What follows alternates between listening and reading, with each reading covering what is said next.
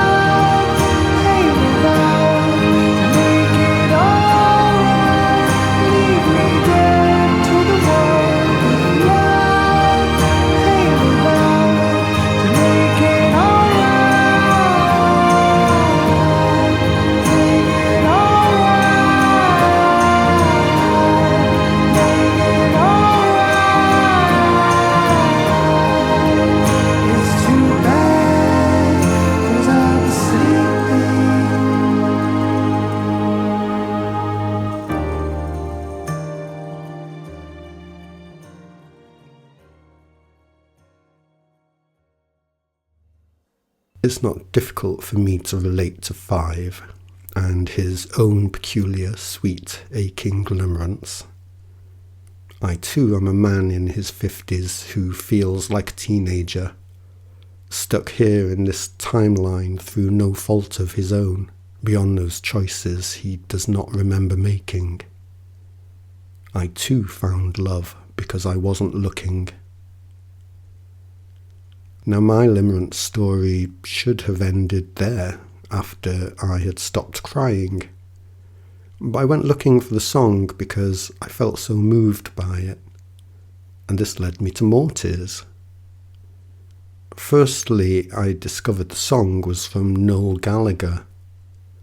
For me, a boy who grew up in Salford on the culture of the 70s and 80s and was captivated by the Manchester music scene of the early 90s, to be made to cry by Noel Gallagher without even realising that it's him that's doing it, well, it's a strange, discombobulating experience I can't quite describe. And now I got a clearer look at the lyrics. I just cried repeatedly when I heard them. If love ain't enough to make it all right, leave me dead to the world. Yeah, I really feel that. If love can't be enough, then really, what good can we be to each other? It seemed to me that the amount I was crying over this was becoming disproportionate. But it began to become clear to me that I was crying these tears of grief for over 50 years of my love not being enough. My love not being enough. I was crying these tears of grief because what are tears of grief? They are tears of acceptance. Acceptance that what is lost truly is lost. I heard those words and I agreed with them. It wasn't something I had ever articulated for myself. And now I heard them, I knew they were true for me. If love ain't enough to make it all right, how am I ever going to be all right? I was crying because I knew it was true for me. I was crying tears of grief for my acceptance that my love, while it may have been wanted on occasion, it was never enough. Never enough to make it all right. I had carried the weight of that my whole life long without realising I was carrying it because I'd never admitted it to myself. I guess I was too afraid to. And how shall we overcome an issue we fear when we fear it so much we flat out refuse to accept it is true? My love is not enough. Not enough for you, most likely. That's okay. I accept it. It is necessary for me to accept it. It is required that I accept it before I even can be guided to those for whom my love is enough. Enough that it can be returned. Me being Jesus doesn't cause me to transcend limerence. It only helps me to feel it more acutely, appreciate it more deeply. If love ain't enough, if love ain't enough, lie culture, human culture, our culture, explains to us in no uncertain terms that no, your love is not enough. Our culture doesn't say categorically that love isn't enough, but it does say categorically your whole life long that your love is not enough to make it all right. And so we all face, to some degree of intensity or other, the statement of falsified fact that your love is not enough, that your love is clearly, self-evidently, for any fool to see, not enough. Not enough to make it all right. Not enough to make it all right for you. This statement of fact from our culture is, in fact, a lie. It is, after all, a product of our beloved lie culture. It is a lie.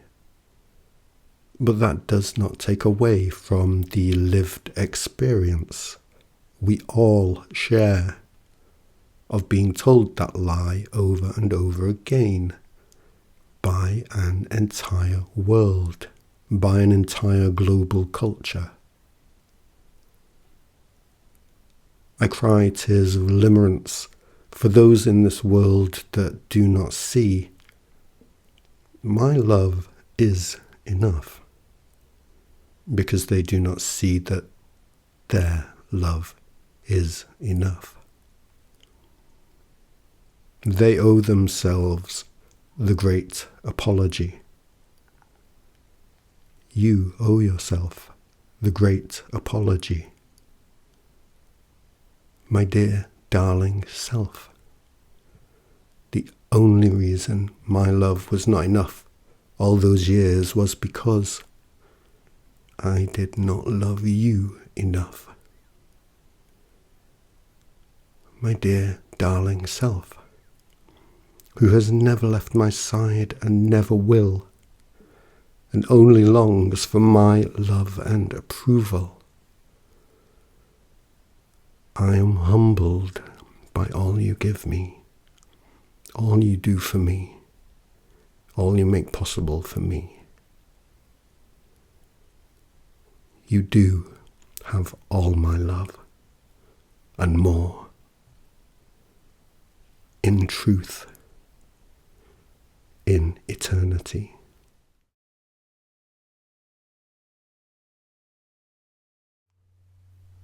Gonna write you a song. Won't take me long. This video was finished and ready to go. But what do you know?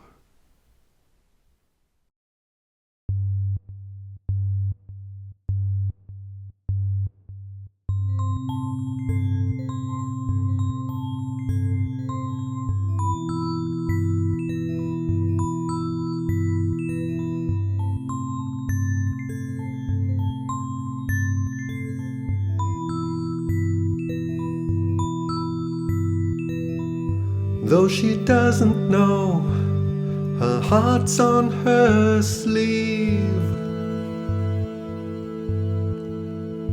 I look for her face, her name is Believe. She sees the morning in the dead of night. I feel she knows me with all of her might. Though she doesn't show, she draws my blood. There's something inside her extracting my love. She sees I'm falling and senses my need. I know she hears me. She planted her seed.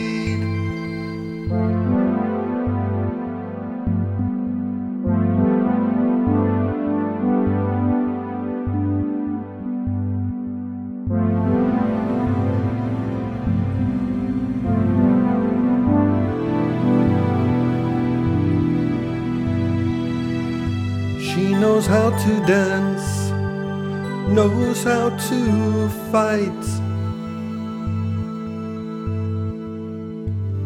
I'm trying to reach her, her name is Be-Light. She feels my weakness, she knows I'm kind. I fail,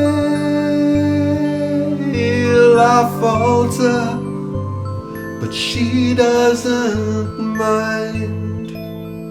No, she doesn't go, she only pretends. When she turns away, I know we're still friends. She feels the winter, but she is the spring. It seems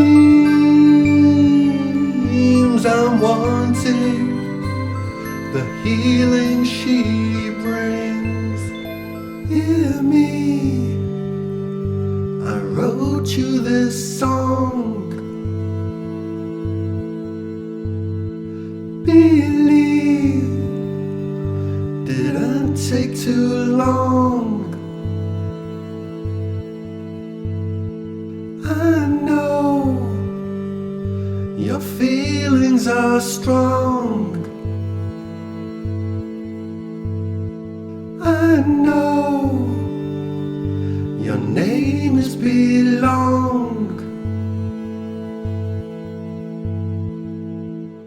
She comes from some sweet yesterday, where moments shine and fall away. I whisper, it has just begun, and she waves from the days to come.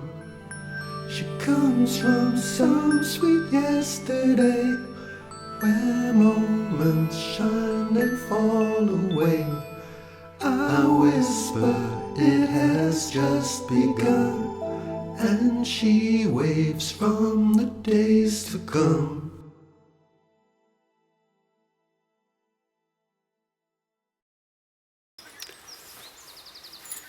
I have a lot of work online that people don't get to see because they are not notified about it. You have to be determined and proactive and check in on my channels and my website if you want to keep up with my work. This platform will let you think that I'm not doing anything when I'm doing lots. And I'd love it if you would catch up with everything I've done so far, if you want to.